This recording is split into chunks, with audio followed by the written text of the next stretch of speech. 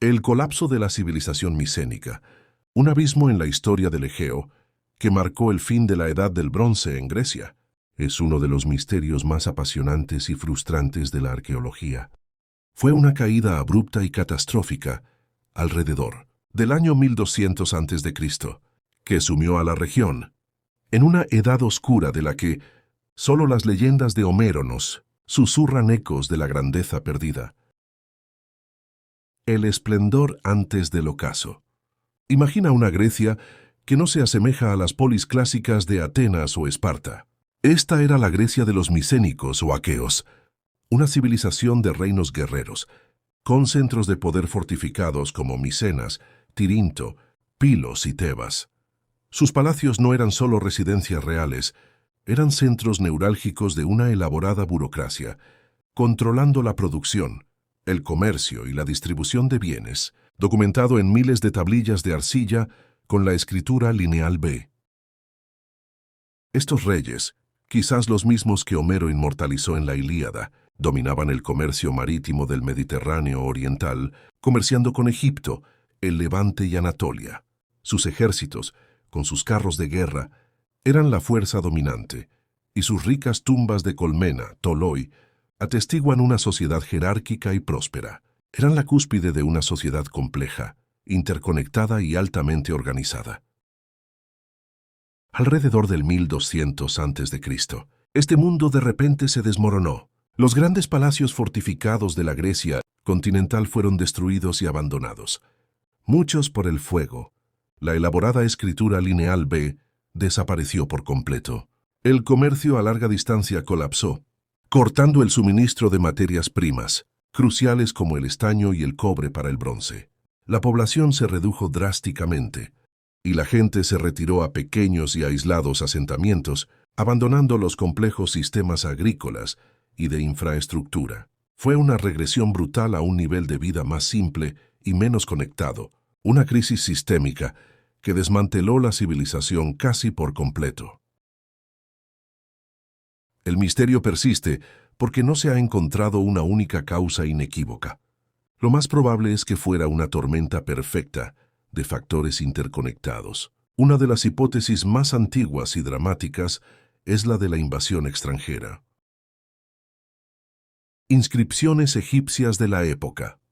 Hablan de hordas misteriosas de invasores, marinos que asolaron las costas del Mediterráneo oriental. Aunque su identidad y origen exactos son debatidos, su presencia coincide con la destrucción generalizada en la región incluyendo el Imperio Hitita y ciudades en el Levante. La presión de estos grupos pudo haber desestabilizado las rutas comerciales y drenado los recursos militares micénicos. Una tradición griega posterior habla del regreso de los Heráclidas o la invasión de los dorios, un grupo de habla griega que migró desde el norte destruyendo los reinos micénicos. La arqueología muestra la aparición de nuevas formas culturales y dialectos en el sur de Grecia tras el colapso de lo que podría apoyar esta idea, aunque su papel como causa principal es discutido. Evidencias científicas recientes apuntan a que los cambios ambientales pudieron ser el catalizador de la crisis. Estudios de paleoclima sugieren un periodo de sequía severa y prolongada en el Mediterráneo oriental, alrededor de 1200 a.C. Esta sequía habría provocado malas cosechas, hambrunas y escasez de agua, poniendo una tensión insostenible en el sistema palacial que dependía de un estricto control y redistribución de los recursos agrícolas. El colapso en la producción de alimentos pudo haber generado migraciones, conflictos internos y la desintegración del orden social. El colapso micénico condujo a la edad oscura griega 1100 a.C. a 800 a.C. Las grandes ciudades fueron reemplazadas por aldeas, el conocimiento de la escritura se perdió y el comercio internacional cesó. Sin embargo, en este vacío nacieron los fundamentos de la Grecia clásica, la épica de Homero, transmitida oralmente durante siglos, y, finalmente, el surgimiento de la polis ciudad-estado, una forma de organización política más distribuida y resistente que el frágil sistema palacial que la precedió. La caída de Micenas es un recordatorio poderoso y melancólico de cómo la complejidad de una civilización, cuando se enfrenta a múltiples desafíos simultáneos ambientales, militares y sociales, puede convertirse en su mayor debilidad. Permítame llevarle en un viaje apasionado a través del misterio y la majestuosidad de la civilización, que hoy conocemos como los Anasazi, o más correctamente, el pueblo ancestral. El enigma del pueblo ancestral, el auge y la misteriosa caída de los constructores del suroeste. La historia de Norteamérica alberga un silencio profundo, el eco de una civilización que, en su apogeo, rivalizó en complejidad con cualquier otra de su tiempo.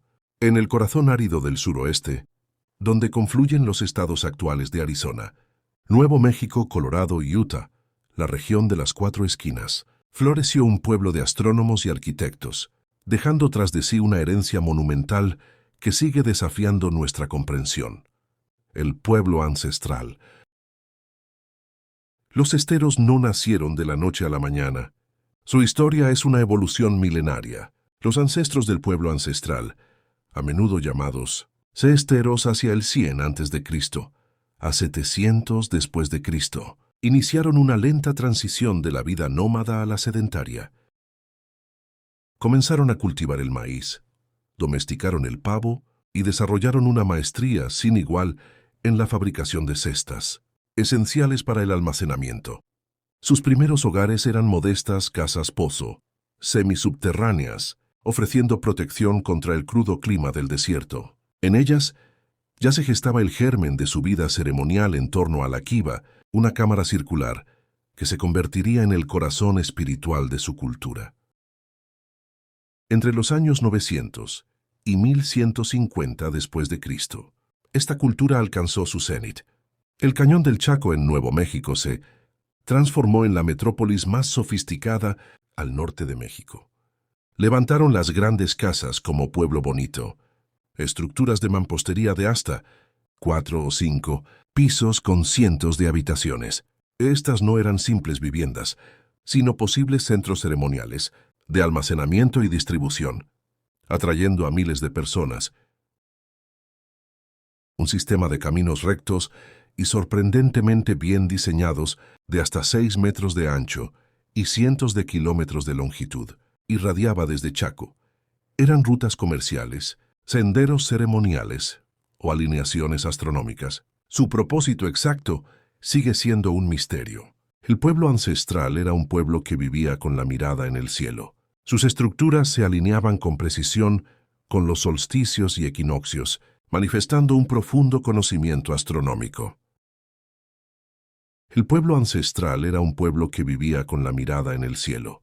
Sus estructuras se alineaban con precisión con los solsticios y equinoccios, manifestando un profundo conocimiento astronómico. A partir del siglo VII, algo dramático comenzó a suceder. Los grandes centros de poder como Chaco fueron abandonados. La población, lejos de desaparecer, se movió, buscando refugio en los imponentes acantilados de lugares como Mesa Verde, en Colorado. Construyeron ciudades completas bajo salientes rocosos, como el Palacio del Acantilado. Estas fortalezas naturales no solo ofrecían protección contra los elementos, sino que sugieren una necesidad creciente de defensa. La vida en el acantilado era ardua. Los campos de cultivo estaban lejos, y el acceso requería ingenio y esfuerzo constante. Los arqueólogos encuentran signos de un aumento en la violencia y posibles conflictos internos o con grupos externos como tribus nómadas por los escasos recursos. Hacia el año 1300 después de Cristo, los magníficos asentamientos en los acantilados fueron desocupados. La cultura que había prosperado durante siglos en el corazón del suroeste se esfumó. El misterio de este colapso ha alimentado incontables teorías. La evidencia más sólida, una gran sequía prolongada entre 1276 y 1299 después de Cristo, asoló la región. En una tierra ya marginal, la escasez de agua y la erosión del suelo habrían hecho e insostenible la agricultura para una población creciente.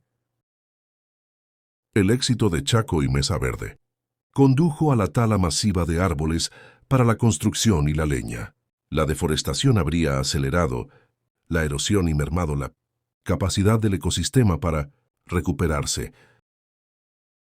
El aumento de la violencia, evidenciado en restos con signos de trauma y, en algunos casos, canibalismo, un tema altamente debatido, sugiere que el hambre y el estrés climático pudieron haber fracturado su cohesión social. Un cambio profundo en sus creencias o estructura de liderazgo pudo haber impulsado una migración en busca de un nuevo orden espiritual o de una tierra más prometedora.